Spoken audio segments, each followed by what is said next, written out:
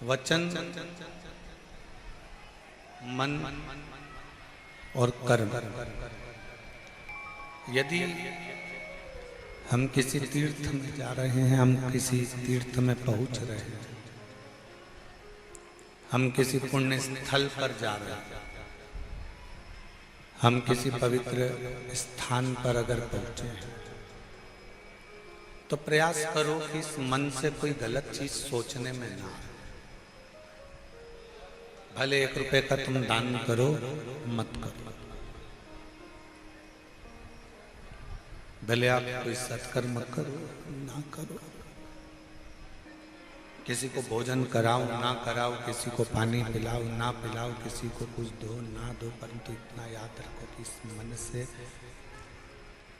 इस हृदय से, इस मन से कुछ गलत ना हो। मन से कुछ गलत ना।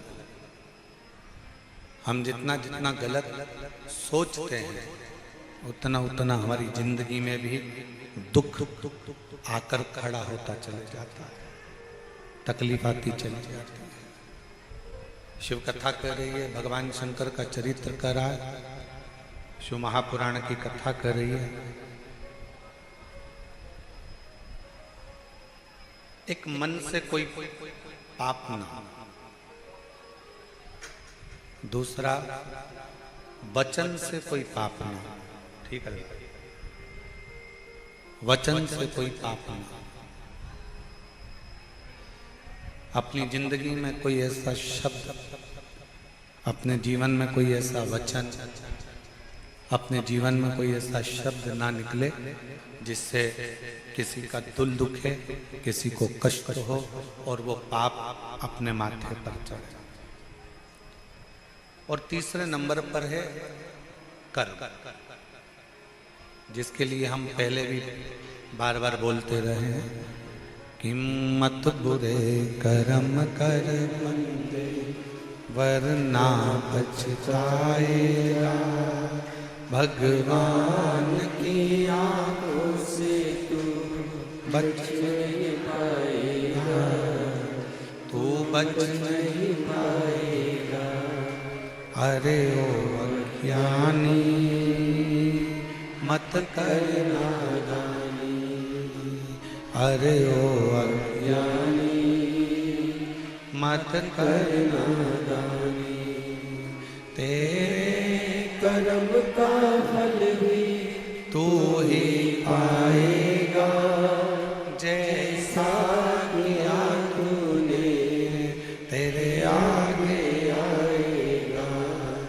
मत बुरे कर्म कर बंदे, वरना पछताएगा।